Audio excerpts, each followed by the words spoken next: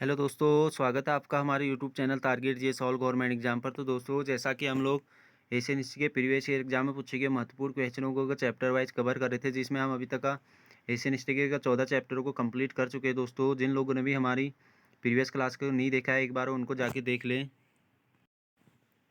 क्योंकि वो आपके आगामी एग्जाम में काफ़ी हेल्प करेंगे दोस्तों।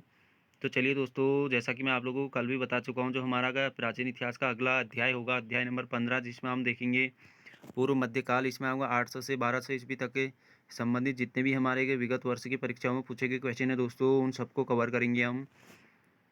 इस चैप्टर में दोस्तों हमारे कुछ अगर अगर साहित्य और साहित्यकार से संबंधित एक क्वेश्चन भी होंगे दोस्तों, तो आप लोग बिल्कुल तनाव मत लें। इसके साथ साथ आप लोगों का रिवीजन भी हो जाएगा। आप लोग ऐसा बिल्कुल ना सोचें दोस्तों कि जो पूर्व मध्यकाल है इसमें भी साहित्य से संबंधित हमारे क्वेश्चन ही आएंगे, ऐसा कुछ नहीं है। बस कुछ क्वेश्चन होंगे दोस्तों जो रिपीट हो गए होंगे, इसलिए धैर्य बना के रखें। तो चलिए दोस्तों, आज के पहले क्वेश्चन की तरफ बढ़ते हैं।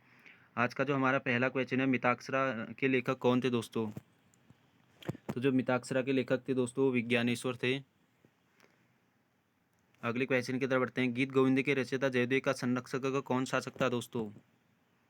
तो लक्ष्मण सेन था दोस्तों। ए ऑप्शन इसका राइट हो जाएगा। आप लोगों से एक बात कहना चाहूँगा दोस्तों, आप क्लास को शेयर नहीं करते, बिल्कुल थोड़ा शेयर कर दिया करें, जिससे हमको भी एक मोटिवेशन मिलता है दोस्तों। आप लोगों के लिए अच्छे से अच्छा कंटेंट लाने का एकदम दिल करता है दोस्तों। तो चलिए दोस्तों, अगले क्वेश्चन की तरफ बढ़ते हैं। क्वेश्चन नंबर तीसरा है, विल्लड़ ने विक्रमांक देवचरितम की रचना करी थी। बिल्कुल सही है दोस्तों।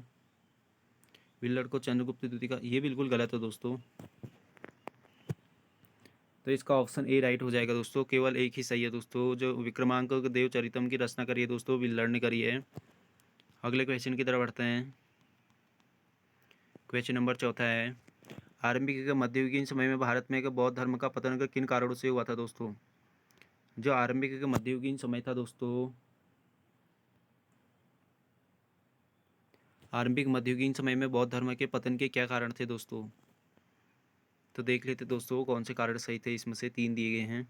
पहला देख लेते हैं, उस समय तक बुद्ध को विष्णु के अवतार समझे जाने लगे और वैष्णव धर्म का हिस्सा बन गए। ये बिल्कुल सही है दोस्तों। जो भगवान का बुद्ध थे दोस्तों, उनको विष्णु का ही एक अवतार माना जाता था। अंतिम गुप्त राजाओं के समय तक आक्रमण मध्यकालीन से, ये बिल्कुल गलत है दोस्तों।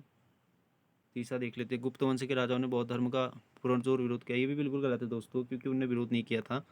तो जो इसका ऑप्शन है दोस्तों, केवल ए राइट हो जाएगा। अगले क्वेश्चन की तरफ बढ़ते हैं दोस्तों। निम्न में से कौन सा स्थान का पाल काल में कांस्य के मूर्तियों के ढालने के प्रमुख केंद्र था दोस्तों? मोस्ट इम्पोर्टेंट क्वेश्चन है दोस्तों। जो पाल काल में दोस्तों को कांस्य मूर्ति के ढालने के प्रमुख केंद्र थे, वो कौन थे दोस्तों? इनमें से बताना है। कुर्रीहारा ये भी बिल्कुल था दोस्तों, नालंदा भी था दोस्तों, सारनाथ ये भी था दोस्तों, विक्रमशिला ये भी था दोस्तों। तो जो इसका ऑप्शन हो जाएगा दोस्तों, ऑप्शन नंबर डी राइट हो जाएगा दोस्तों। 1 2 3 4, 4 के 4 सही हैं दोस्तों। अगले क्वेश्चन की तरफ बढ़ते हैं दोस्तों। क्वेश्चन नंबर 6 है हमारा, निम्न स्थानों में से एक कौन होगा सूर्य मंदिरों के लिए विख्यात थे? 4 ऑप्शन दिए गए हैं दोस्तों, इनमें से बताना है कौन सा अगर सूर्य मंदिरों के लिए विख्यात थे। मंदसौरा ये भी बिल्कुल विख्यात था दोस्तों। मूल स्थान ये भी बिल्कुल था। कोणार्क ये भी बिल्कुल सही है दोस्तों। कोणार्क का सूर्य मंदिर। जो मोंडेरा है दोस्तों, ये भी सूर्य मंदिर के लिए प्रसिद्ध था दोस्तों। जैसा कि ये क्वेश्चन हम पहले भी कर चुके दोस्तों, मोंडेरा का जो सूर्य मंदिर था उसके बारे में। तो जो इसका अगर राइट ऑप्शन होगा दोस्तों, इसका भी डी हो जाएगा। 1 2 3 4। अगले क्वेश्चन की तरफ बढ़ते हैं। क्वेश्चन नंबर 7 है दोस्तों, निम्न में से कौन सा कथन अगर सही है, इनमें से कौन सा कथन सही है वो देखना है दोस्तों। देख लेते हैं कौन सा कथन सही है। प्रतिहार का पूर्वज का नागभट्ट प्रथम ने का अरबों के एक आक्रमण को विफल किया था। बिल्कुल सही है दोस्तों। जो प्रतिहार का पूर्वज का नागभट्ट प्रथम था दोस्तों, इसने अरबों के आक्रमण को विफल किया था। अगला ऑप्शन देख लेते हैं दोस्तों, महमूद गजनवी द्वारा सिंध में अरबों को स्थापित, ये बिल्कुल गलत है दोस्तों। महमूद गजनवी द्वारा जो दोस्तों को सिंध में अरबों को स्थापित नहीं कराया गया था। अगला ऑप्शन देख लेते हैं, हिंदू सम्राटों ने सिंध पर 200 वर्षों तक, ये भी बिल्कुल गलत है दोस्तों। इसका भी कोई प्रमाण नहीं है। तो ऑप्शन जो चौथा है दोस्तों, उसको देख लेते हैं, राष्ट्रकूटों और अरबों में एक मित्रता थी दोस्तों, इनमें एक घनिष्ठ मित्रता थी दोस्तों, बिल्कुल सही है ये भी। तो जो इसका ऑप्शन है दोस्तों 1 और 4 हो जाएगा, कौन से ऑप्शन में है? डी ऑप्शन में है दोस्तों, 1 और 4 इसका का बिल्कुल राइट हो जाएगा। आज की क्लास थोड़ी ये लेंदी हो सकती है दोस्तों, क्योंकि इसमें हमारे 80 से या 89 के समथिंग क्वेश्चन होंगे दोस्तों, जिनको हम कोशिश करेंगे कि इस अगर क्लास में पूरे कंप्लीट कर दें, क्योंकि पार्ट 1 पार्ट 2 लाना अगर आप लोगों के लिए भी थोड़ा अगर स्टडी में अच्छे से एक प्रॉब्लम क्रिएट कर सकता है दोस्तों, क्योंकि आप लोग भी नहीं चाहोगे कि दोस्तों एक ही अगर 80 क्वेश्चनों के लिए हमें 2 पार्ट देखने पड़े। तो अगले क्वेश्चन की तरफ बढ़ते हैं दोस्तों। क्वेश्चन 8 है, चारण साहित्य में निम्नलिखित अगर राजवंशों में से किनकी उत्पत्ति के माउंट आबू को पर्वत से हुई है दोस्तों? चारण साहित्य में दोस्तों कुछ राजवंश दिए गए हैं, बताना है दोस्तों किनकी उत्पत्ति आबू पर्वत पर वशिष्ठ की अग्निकुंड से हुई थी दोस्तों। मोस्ट इंपोर्टेंट क्वेश्चन है दोस्तों, बहुत बार पूछा जाता है। तो जो इसका ए ऑप्शन राइट है दोस्तों, को चौहानों का भी मिलता है, जिनको चौहान भी कहा जाता है दोस्तों। चालुक्य हो गए, परमार हो गए, प्रतिहार हो गए, तो इनके चारों का उल्लेख मिलता है दोस्तों। ये इसका राइट ऑप्शन होगा। अगले क्वेश्चन की तरफ बढ़ते हैं। कथन ए और कथन कारण आर दिया गया दोस्तों, देख लेते हैं। प्राचीन भारत में सामंती व्यवस्था थी, फ्यूडल सिस्टम का अद्भुत सैनिक अभियानों में देखा जा सकता है। जो प्रारंभिक प्राचीन का भारत में था दोस्तों, उस समय सामंत जो व्यवस्था थी दोस्तों, वो फ्यूडल जो सिस्टम था दोस्तों, उसका अद्वितीय सैनिक अभियानों में देखने को मिलता है, बिल्कुल सही है दोस्तों। कारण आर भी देख लेते हैं। जो गुप्त काल है दोस्तों, उसमें का सामंती व्यवस्था का पर्याप्त विस्तार हुआ था दोस्तों, ये भी बिल्कुल सही है दोस्तों। तो इसका तो बी राइट ऑप्शन हो जाएगा दोस्तों। ए और आर दोनों सही हैं, पर आर ए का सही स्पष्टीकरण नहीं है दोस्तों, तो बी इसका राइट ऑप्शन है। अगले क्वेश्चन की तरफ बढ़ते हैं। क्वेश्चन नंबर का 10 है दोस्तों। निम्नलिखित राजवंशों में दोस्तों कन्नौज पर आधिपत्य स्थापित करने में जो त्रिकोणीय संघर्ष था उसमें उलझे थे दोस्तों। इनमें से बताना है दोस्तों जो कौन से एक राजवंश थे दोस्तों जो त्रिकोणीय का संघर्ष, जिसको त्रिपक्षीय संघर्ष भी कहा जाता है दोस्तों, उसमें उलझे हुए थे। पाल होगा दोस्तों, प्रतिहार होगा, राष्ट्रकूट होगा। तो इसका ऑप्शन का कौन से ऑप्शन में है दोस्तों? 2 3 4 सी ऑप्शन में है दोस्तों, सी इसका राइट होगा दोस्तों। 2 3 4 पाल, प्रतिहार, राष्ट्रकूट अच्छे से याद कर लें दोस्तों, क्योंकि बहुत बार पूछा जाता है। यूपी लोअर पीसीएस में पूछा गया है दोस्तों, प्री में। अगले क्वेश्चन की तरफ बढ़ते हैं। निम्नलिखित में से किस अगर शैलेंद्र राजा ने नालंदा में एक मठ का निर्माण करवाया था दोस्तों? इनमें से कौन सा अगर शैलेंद्र राजा था दोस्तों जिसने नालंदा में एक मठ का निर्माण करवाया था? तो दोस्तों बी इसका राइट ऑप्शन होगा। बाल का पुत्र देव जो थे दोस्तों, इसने नालंदा में एक मठ का निर्माण करवाया था।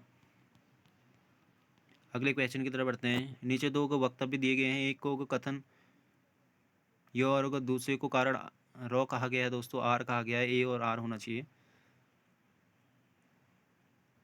कथन यो देख लेते हैं दोस्तों। पूर्व मध्यकालीन दक्कन और दक्षिण भारत में के ग्रामीण प्रतिरोध के उदाहरण हैं। कारण आर भी देख लेते हैं दोस्तों। ब्राह्मणों और मंदिरों को दिए गए क्रमशः का अग्रहार दान एवं देवदान से ग्रामवासियों के अधिकारों को हानि पहुंचाती थी दोस्तों। बिल्कुल सही है दोस्तों दोनों। कथन ए और कारण आर जो है दोस्तों, ये बिल्कुल सही है।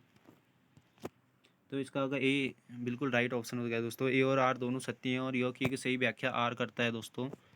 अगले क्वेश्चन की तरफ बढ़ते हैं। विक्रमशिला विश्वविद्यालय का संस्थापक कौन था दोस्तों? तो धर्मपाल होगा दोस्तों। सी इसका राइट ऑप्शन होगा। जैसे पहले भी आ चुका है दोस्तों ये क्वेश्चन शायद हो। प्रारंभिक मध्यकालीन भारत में घटिका क्या है दोस्तों?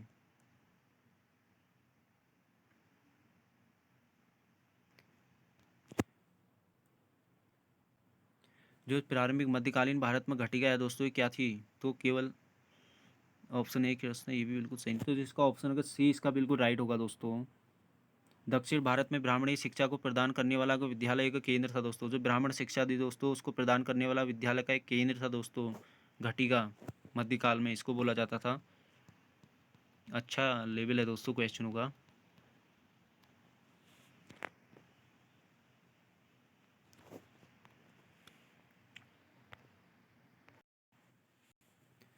तो क्वेश्चन नंबर 15 है दोस्तों। गोविंद चंद्र गढ़वाल की एक रानी के कुमार देवी ने एक धर्म चक्र जिन का विहार कहाँ बनवाया था दोस्तों? जो गोविंद राजा का गढ़वाल की रानी थी दोस्तों कुमार देवी, इसने एक धर्म चक्र हो गया जिन्हें बिहार का कहाँ पर बनवाया था? तो ऑप्शन डी इसका राइट है दोस्तों, सारनाथ में बनवाया था। मोस्ट इंपोर्टेंट क्वेश्चन है। अगले क्वेश्चन की तरफ बढ़ते हैं। प्राचीन भारत के एक महान शिक्षा केंद्र विक्रमशिला का महाविहार की स्थापना कहाँ की गई है दोस्तों? तो ऑप्शन सी इसका राइट है दोस्तों, धर्मपाल ने, माफ़ी चाहूँगा। अगले क्वेश्चन की तरफ बढ़ते हैं। चाहमानों ने दिल्ली का अगर दिल्ली किससे के छीनी थी दोस्तों? तो ऑप्शन का सी इसका राइट होगा दोस्तों, तोमरू से। अगले क्वेश्चन की तरफ बढ़ते हैं। सूची 1 को सूची 2 से सुमेलित करना है। तो इसमें एक साइड दोस्तों को राजवंश दी गई, दूसरी तो इनकी राजधानी दी गई है। इसको मिला लेते हैं दोस्तों, कोड क्या है इसका, क्या राइट होगा आंसर। तो जब प्रतिहार थे दोस्तों, प्रतिहार इनकी जो राजधानी थी दोस्तों, जो प्रतिहारों की राजधानी थी दोस्तों, ये कन्नौज में थी। तो पहली का क्या हो जाएगा दोस्तों? पहली का दो हो जाएगा। प्रतिहारों की राजधानी कन्नौज थी दोस्तों। जो चोल थे दोस्तों, चोलों की राजधानी का तंजौर थी। दो का होगा ओ हो जाएगा। परमार जो थे दोस्तों, परमार इनकी राजधानी धारी थी दोस्तों, इसका आगा 100 हो जाएगा। 3 का 100। जो सोलंकी थे दोस्तों, सोलंकी राजवंश की राजधानी के अनिलवाड़ा थी दोस्तों, तो इसका जो होगा दोस्तों वो हो जाएगा। तो जो इसका राइट ऑप्शन हो जाएगा दोस्तों द और 100। कौन से ऑप्शन में दोस्तों देख लेते हैं। तो डी ऑप्शन में होगा दोस्तों, डी इसका राइट ऑप्शन हो जाएगा। अगले क्वेश्चन की तरफ बढ़ते हैं। निम्न में से किसका का राज्य के जैन धर्म का मानने वाले तथा जैन मंदिरों का निर्माण करने वाले धनाढ़ व्यापारियों के लिए ख्यात था दोस्तों? इनमें से कौन सा राजवंश था दोस्तों जिनने जैन धर्म मानने वाले तथा जैन मंदिरों का निर्माण करवाने वाले धनाढ़ व्यापारियों के लिए विख्यात था? तो ऑप्शन बी इसका राइट है दोस्तों। जो चालुक्य थे दोस्तों, ये इसके लिए प्रसिद्ध थे। जैन मंदिरों का निर्माण इन्होंने काफ़ी करा था दोस्तों, चालुक्य ने। अगले क्वेश्चन की तरफ बढ़ते हैं कि राजपूतों के वंश में किसने का 8वीं शताब्दी में दिल्ली के शहर की स्थापना करी थी दोस्तों? तो ऑप्शन का सी इसका राइट है दोस्तों, तोमर वंश ने। जो दिल्ली की स्थापना करी थी दोस्तों, तोमर वंश ने करी थी। मोस्ट इंपोर्टेंट क्वेश्चन है दोस्तों, बहुत बार पूछा जाता है ये भी। अगले क्वेश्चन की तरफ बढ़ते हैं। निम्न कथनों में से कौन शंकराचार्य का 8वीं शताब्दी के संत के बारे में सही नहीं है दोस्तों? इनमें से कौन सा कथन है दोस्तों जो शंकराचार्य के बारे में सही नहीं है, वो बताना है। तो देख लेते हैं कौन सा कथन सही नहीं है। पहला देख लेते हैं, ये क्या है। उनने भारत के विभिन्न क्षेत्रों में 4 धाम का स्थापित किए थे, ये भी बिल्कुल सही है दोस्तों। उनने के बौद्ध तथा के जैन मंदिरों के विस्तार पर रोक लगाई, ये भी बिल्कुल सही है दोस्तों, क्योंकि वैष्णव धर्म को ज़्यादा को मानते थे दोस्तों। वैष्णव का मत का उन्होंने ज़्यादा का प्रचार किया था। अगला देख लेते हैं, सी। तो सी है दोस्तों, उन्होंने प्रयाग में तीर्थ राजा का नाम दिया था, ये बिल्कुल गलत है दोस्तों। उपरोक्त वेदांत का प्रसार किया, ये भी बिल्कुल सही है दोस्तों। तो जो इसका होगा ऑप्शन का एक बी का डी है दोस्तों, ये बिल्कुल राइट है। तो इसका जो ऑप्शन होगा दोस्तों सी हो जाएगा, जो सही ऑप्शन है दोस्तों। ये सही सी ऑप्शन जो है दोस्तों, ये सही सुमेलित नहीं है। अगले क्वेश्चन की तरफ बढ़ते हैं।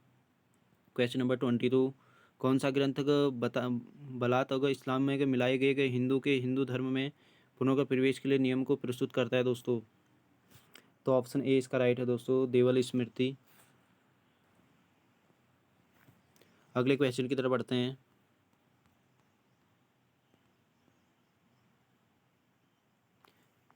आदि शंकर जो को भारत में शंकराचार्य बने, उनका जन्म कहाँ हुआ था दोस्तों?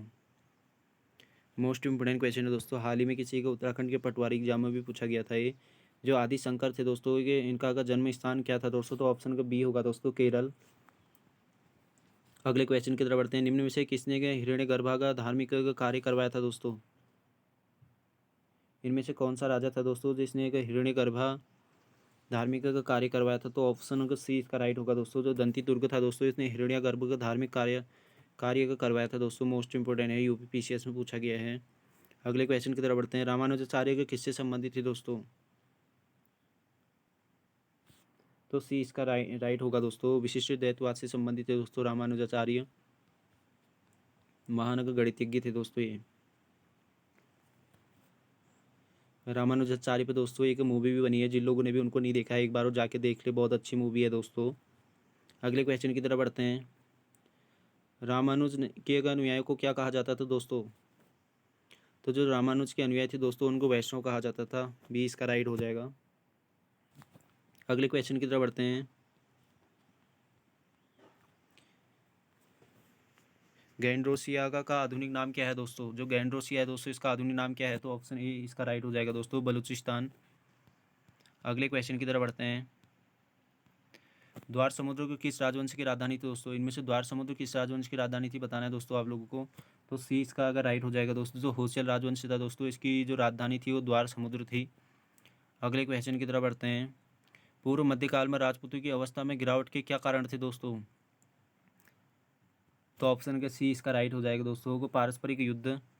जो पूर्व मध्यकाल में राजपूती की अवस्था में गिरावट का कारण था दोस्तों, पारस्परिक युद्ध था दोस्तों। सी इसका राइट ऑप्शन होगा। अगले क्वेश्चन की तरफ बढ़ते हैं। क्वेश्चन नंबर 30 है। महमूद गजनी के साथ अगर भारत आने वाला मुस्लिम विद्वान कौन था दोस्तों? महमूद गजनी के साथ भारत आने वाला मुस्लिम विद्वान कौन था दोस्तों? तो ऑप्शन का बी इसका राइट है दोस्तों, अलबरूनी। झारखंड पीसीएस में पूछा गया दोस्तों, मोस्ट इंपोर्टेंट है। वैसे भी बहुत सारे स्टेट लेवल के एग्जाम में पूछा जाता रहता है दोस्तों ये क्वेश्चन। अगले क्वेश्चन की तरफ बढ़ते हैं। पाल वंश का संस्थापक कौन था? तो पाल वंश का जो संस्थापक था दोस्तों, गोपाल था। अगर आप लोगों से पूछा जाए दोस्तों कि अगर पाल वंश का सबसे एक सर्वाधिक शक्तिशाली शासक कौन था, तो वो धर्मपाल हो जाएगा दोस्तों। स्टार कर लें इसको। बहुत बार ऐसे क्वेश्चन आजकल पूछे जाने लगे हैं कि दोस्तों उस अगर डायनेस्टी का अगर जो सबसे प्रतापी शासक था वो कौन था, इस तरीके से पूछ लिए जाते हैं दोस्तों। इन चीज़ों को भी याद रखा करें। अगले क्वेश्चन की तरफ बढ़ते हैं कि 7वीं शताब्दी के बाद अगर ब्राह्मणों का अगर सबसे अधिक विरोध किसने किया था दोस्तों? तो ऑप्शन का डी इसका राइट होगा दोस्तों, जो कायस्थ थे दोस्तों, उन्होंने 7वीं शताब्दी में के ब्राह्मणों का सबसे अधिक विरोध किया था दोस्तों। अगले क्वेश्चन की तरफ बढ़ते हैं। एक लंबे अंतराल के बाद अगर निम्नलिखित में से किसने के सर्वोत्तम सोने के सिक्के चलाए थे?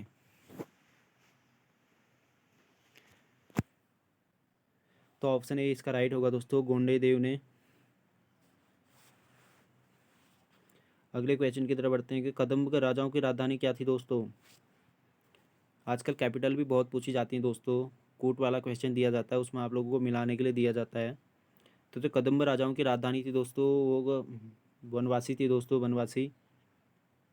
अगले क्वेश्चन की तरफ बढ़ते हैं दोस्तों। क्वेश्चन नंबर 35 है हमारा अगला। किसने का मुंज का सागर का नामक का तड़ाक खुदवाया था दोस्तों? मुंज सागर जो तड़ाक था दोस्तों, किसने खुदवाया था? तो ऑप्शन का सी इसका राइट है दोस्तों, जो वाकपति द्वितीय था दोस्तों, उसने के खुदवाया था ये। सी इसका राइट ऑप्शन हो जाएगा। अगले क्वेश्चन की तरफ बढ़ते हैं। क्वेश्चन नंबर 36 होगा दोस्तों।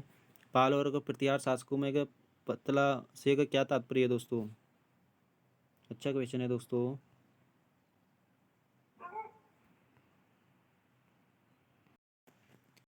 तो जो इसका राइट ऑप्शन है दोस्तों, वो बी हो जाएगा। विशेष से नीचे की इकाई जो होती दोस्तों को, जो उसको पतला कहा जाता था पाल प्रतिहार प्रशासन में। बी इसका राइट ऑप्शन है। अगले क्वेश्चन की तरफ बढ़ते हैं। क्वेश्चन नंबर 37 है कि समकालीन का समाज के पाखंड एवं भ्रष्ट आचरण को उद्घाटित करने के लिए अनेक ग्रंथों के लेखक थे दोस्तों। तो ऑप्शन ए इसका राइट हो जाएगा दोस्तों, क्षेमेंद्र। जो पाखंड एवं भ्रष्टाचार के आचरण को उद्घाटित करने वाले एक ग्रंथ थे दोस्तों, को क्षेमेंद्र ने लिखे थे, मोस्ट इंपोर्टेंट है। अगले क्वेश्चन की तरफ बढ़ते हैं कि राजाओं में से कि किसने के मुंज सागर का तड़ाक को खुदवाया था? रिपीट क्वेश्चन है दोस्तों। तो ऑप्शन डी हो जाए दोस्तों, वाकपति द्वितीय। अगले क्वेश्चन की तरफ बढ़ते हैं कि हिंदू शाही का शासकों की राजधानी कहाँ थी दोस्तों? जो हिंदू शाही शासक थे दोस्तों, उनकी राजधानी का उद्भांडपुर थी दोस्तों। अगर डी इसका राइट ऑप्शन हो जाएगा। अगले क्वेश्चन की तरफ बढ़ते हैं कि निम्नलिखित युग्मों से कौन का सुमेलित नहीं है दोस्तों? इनमें से कौन सा युग्म सुमेलित नहीं है वो बताना है। जयचंद्र का गढ़वाल का श्री हर्ष बिल्कुल सही है दोस्तों। लक्ष्मण सेन के जो दरबारी थे दोस्तों, जयदेव थे, बिल्कुल सही है दोस्तों। सी जो है दोस्तों, ललितादित्य मुक्तापीठ, ये बिल्कुल गलत है दोस्तों। डी भी बिल्कुल सही है दोस्तों। प्रतिहार अगर महिपाल जो थे दोस्तों, उनके अगर जो दरबारी थे वो राजशेखर थे दोस्तों। राजशेखर ने कर्प मंजूरी की रचना भी करी है दोस्तों। कुछ और भी रचनाएं हैं जो मुझे अभी याद नहीं आ रही हैं। अगर आप लोगों को याद आ रही हैं तो आप कमेंट बॉक्स में बता सकते हैं। अगले क्वेश्चन की तरफ बढ़ते हैं दोस्तों। क्वेश्चन नंबर 41 है। पूर्व मध्यकालीन का सिक्कों में का कौन का मूल्य में सबसे छोटा था दोस्तों?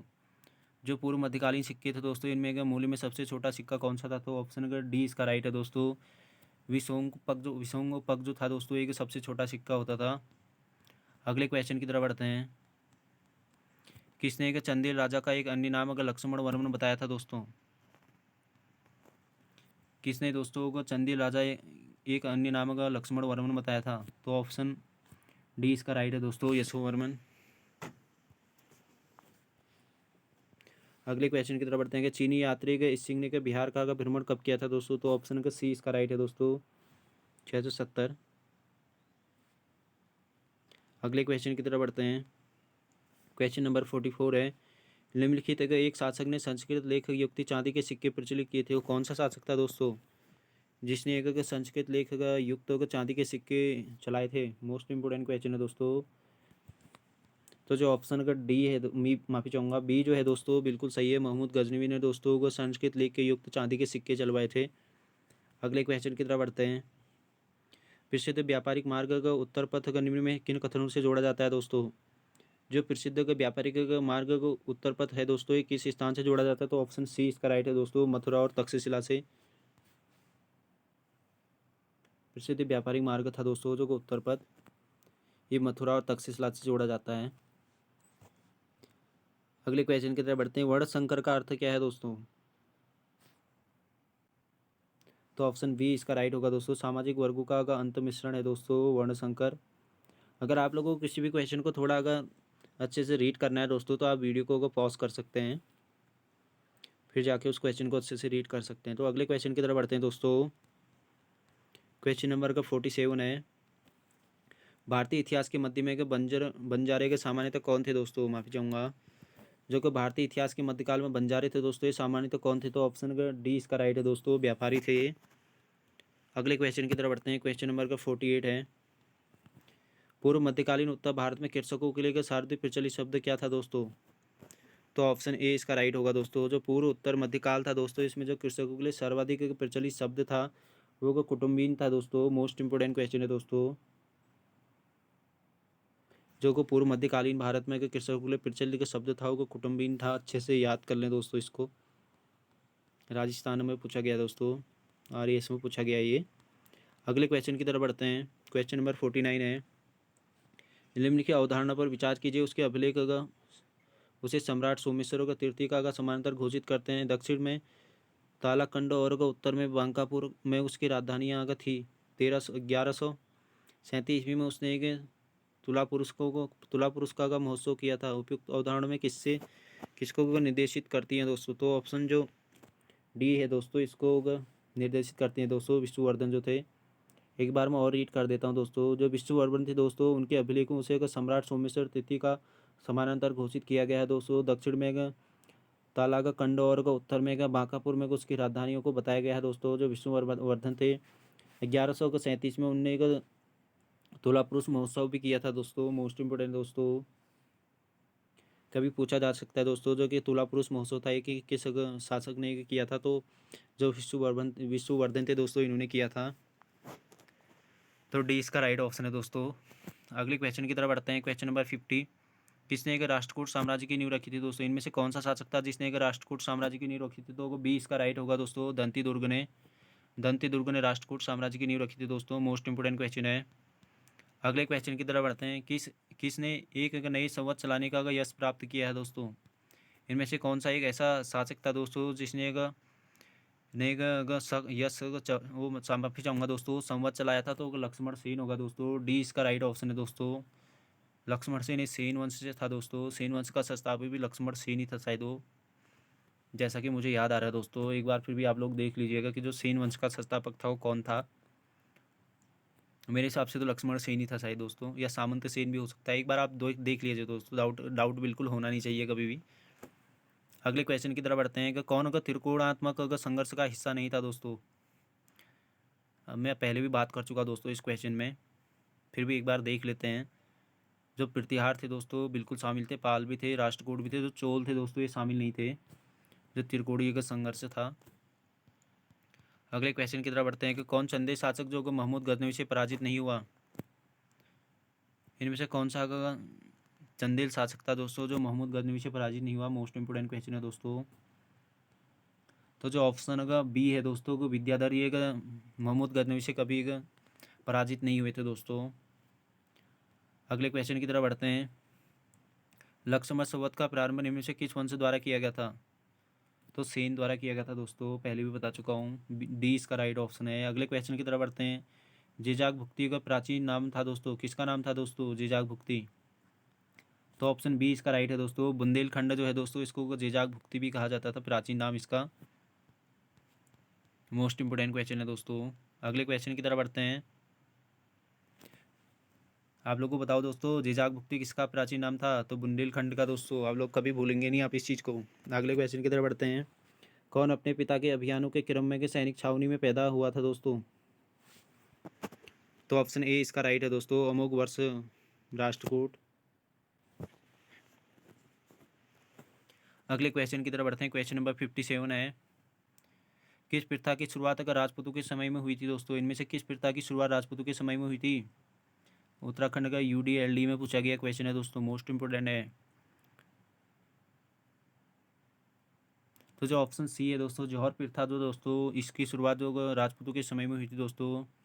आप लोगों ने मूवी भी देखी हो दोस्तों पद्मावत, उसमें भी जौहर प्रथा का बड़ा उदाहरण मिलता है दोस्तों। पद्मावत की रचना किसने करी थी दोस्तों?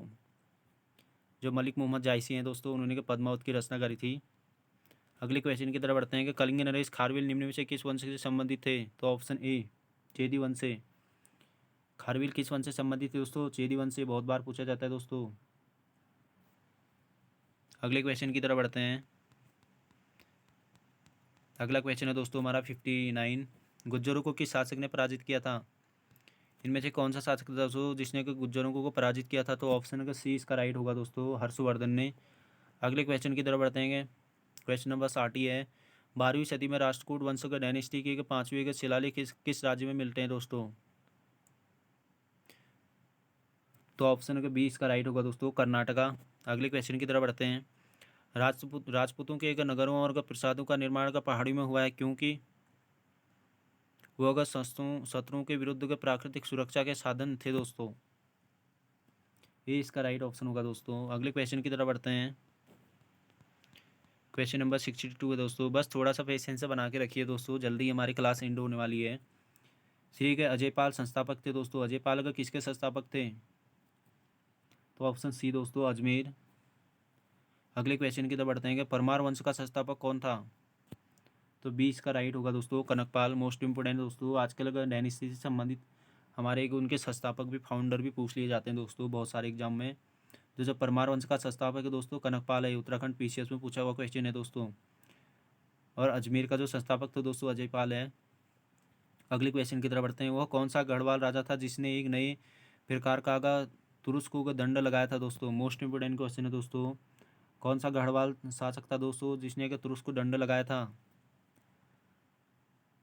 तो ऑप्शन बी इसका राइट है दोस्तों, जो गोविंद चंद था दोस्तों, उसने एक तुरुस्क को दंड प्रणाली को लगाया था दोस्तों। ये ऐसा गढ़वाल शासक था गोविंद चंद।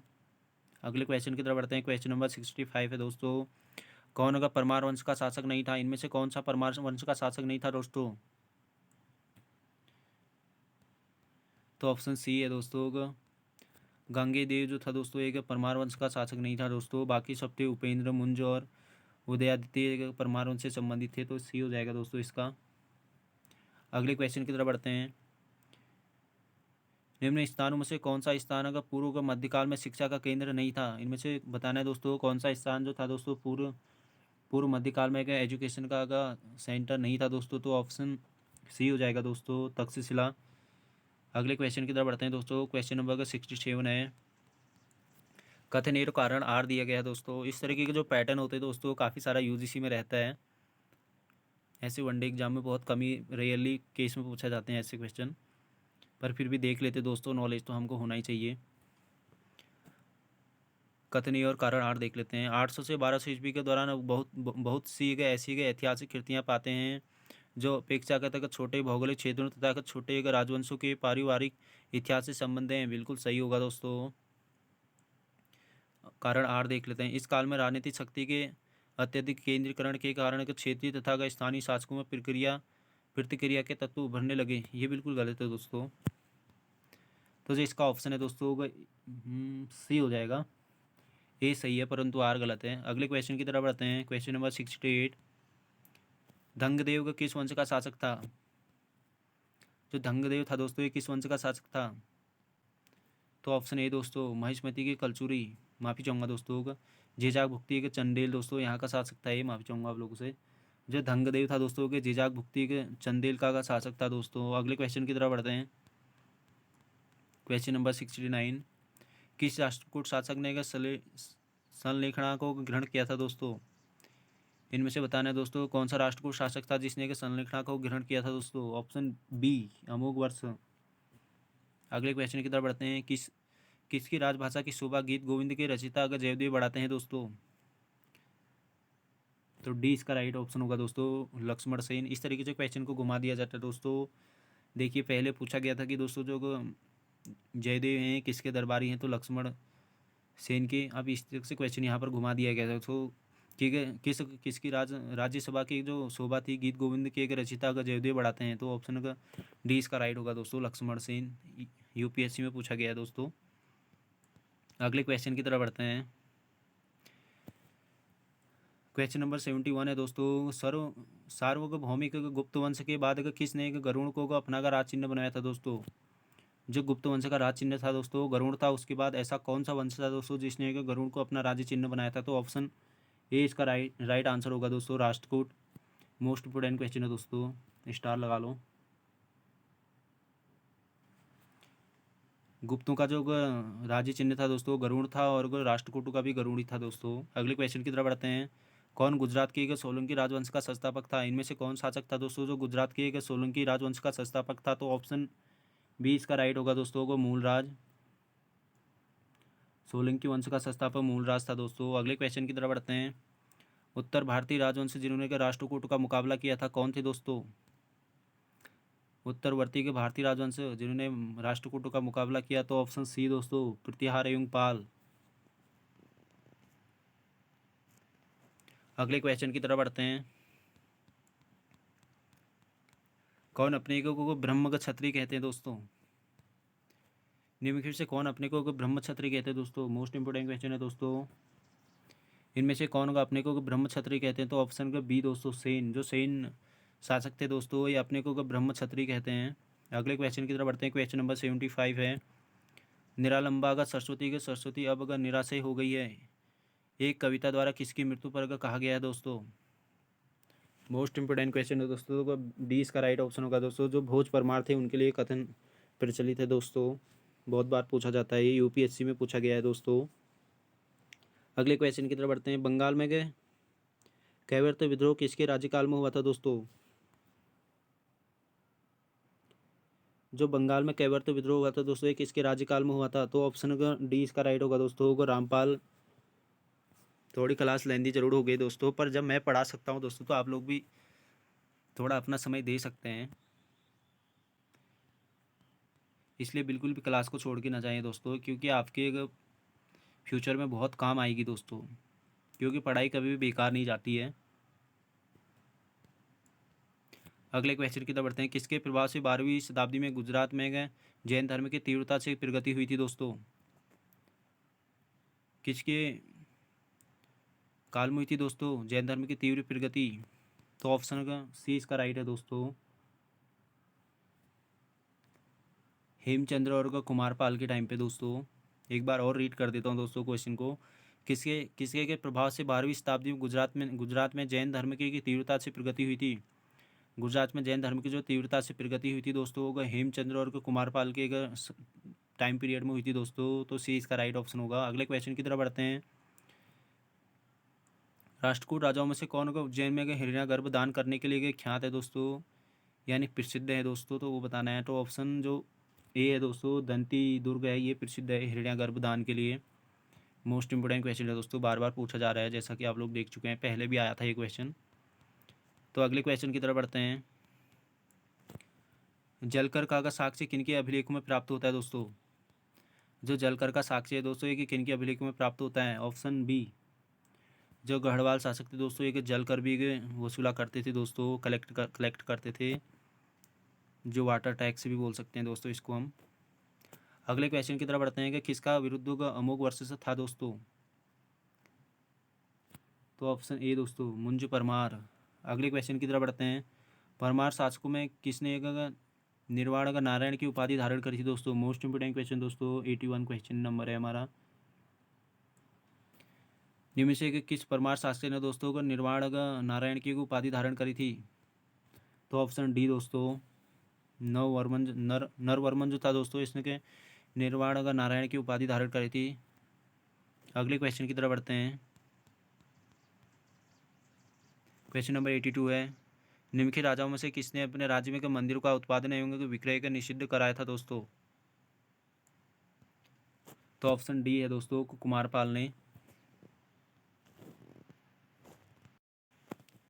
क्वेश्चन नंबर 83 की तरफ बढ़ते हैं दोस्तों।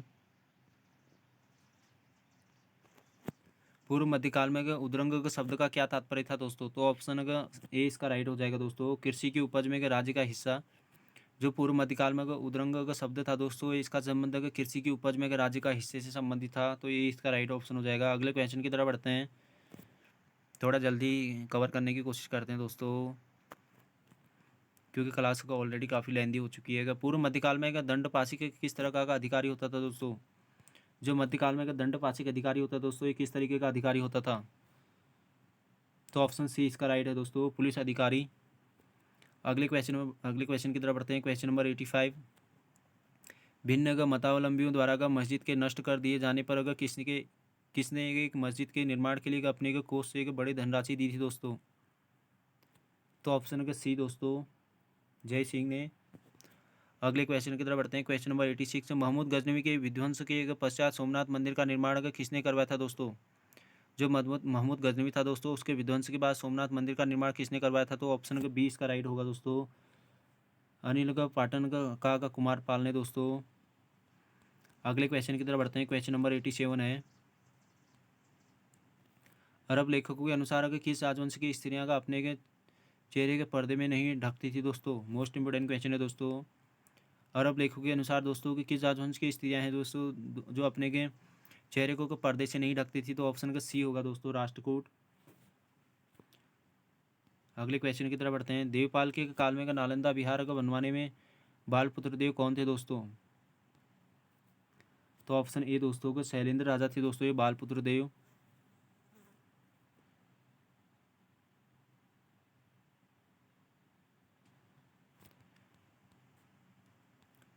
बालपुत्र देव को शैलेंद्र राजा थे दोस्तों, बहुत मोस्ट इंपोर्टेंट है दोस्तों, याद रख लेना।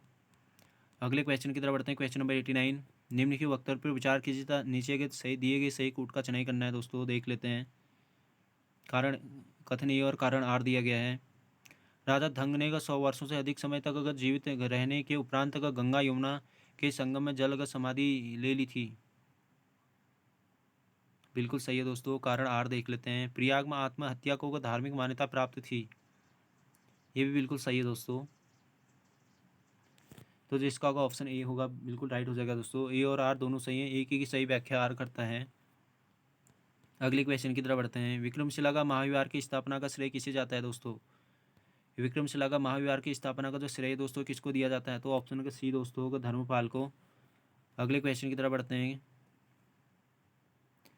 गढ़वाल वंश का संस्थापक कौन था दोस्तों, जिसने एक कन्नौज को अपनी शक्ति का प्रमुख केंद्र बनाया था? गढ़वाल वंश का वो कौन सा प्रथम शासक था दोस्तों जिसने कन्नौज को अपनी शक्ति का केंद्र बनाया था? तो ऑप्शन का बी इसका राइट होगा दोस्तों, होगा विजय चंद। अगले क्वेश्चन की तरफ बढ़ते हैं। क्वेश्चन नंबर 92,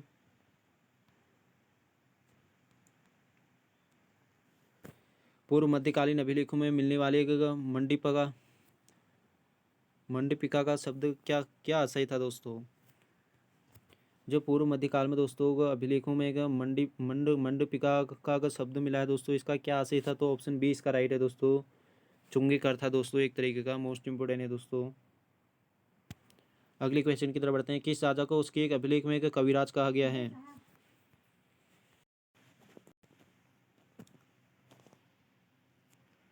अगले क्वेश्चन की तरफ बढ़ते हैं दोस्तों। क्वेश्चन नंबर 93 है, किस राजा को उसके एक अभिलेख में एक कविराज कहा गया है? तो जो ऑप्शन का बी है दोस्तों को परमार राजा को भोज को कविराज कहा गया है दोस्तों। अगले क्वेश्चन की तरफ बढ़ते हैं। क्वेश्चन नंबर 94 है, पृथ्वीराज शासक नागभट्ट प्रथम को पराजित करने वाला निम्नलिखित में से कौन सा राष्ट्रकूट राजा था दोस्तों? आप लोगों को बताना है दोस्तों, जो पृथ्वीराज का शासक नागभट्ट प्रथम को पराजित करने वाला निम्नलिखित से शासक राष्ट्रकूट कौन सा शासक था दोस्तों? मेरे हिसाब से गोविंद तृतीय द्वितीय होगा दोस्तों। एक बार आप लोग अच्छे से देख लीजिए दोस्तों इस क्वेश्चन को।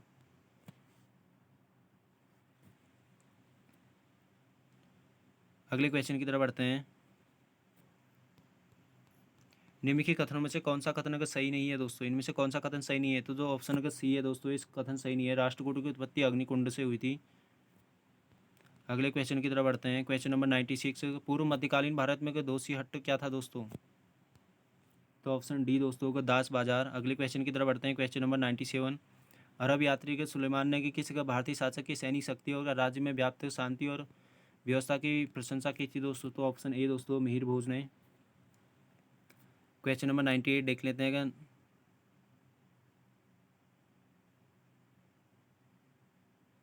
9 अगस्त शासनांक होगा निम्न में से किसके लिए प्रयुक्त होता था दोस्तों? तो ऑप्शन होगा बी दोस्तों सिंधु राज के लिए। क्वेश्चन नंबर 99 देख लेते हैं दोस्तों। लास्ट क्वेश्चन है दोस्तों हमारा। निम्नलिखित को सुमेलित करना है दोस्तों। एक बार सुमेलित कर लेते हैं इसका क्या राइट ऑप्शन होगा। तो जो इसका होगा ऑप्शन अगर ए है दोस्तों, ये बिल्कुल राइट होगा नंदी। जो नंदी है दोस्तों होगा सी होगा सांड से संबंधित हो जाएगा। कल्प वृक्ष किससे संबंधित है दोस्तों? तो जो कल्प वृक्ष है इसे दोस्तों एक स्वर्ग का वृक्ष हो जाएगा ऐरावत। जो ऐरावत है दोस्तों ये एक सफ़ेद हाथी के लिए प्रसिद्ध होगा दोस्तों। तो इसका अगर सी का एक हो जाएगा। कामधेनु दोस्तों एक पवित्र गाय के लिए होगा कामधेनु। तो इसका अगर जो अगर डी का होगा उसका अगर 2 हो जाएगा पवित्र गाय। तो इसका जो ऑप्शन होगा दोस्तों होगा 3 4 1 2 हो जाएगा। तो चलिए दोस्तों इसके साथ अपनी क्लास को यहीं पर इन करते हैं दोस्तों। अगर किसी भी संबंधित क्वेश्चन संबंधी आप लोगों को कोई डाउट हो दोस्तों, आप कमेंट बॉक्स में पूछ सकते हैं। मैं कोशिश करूँगा उसको आप लोगों को मैं अगले क्लास में उसको क्लियर कर दूँ आपको डाउट को। तो चलिए दोस्तों थैंक यू धन्यवाद। अगर आप लोगों को क्लास थोड़ी सी भी अच्छी लगी तो लाइक ज़रूर करें।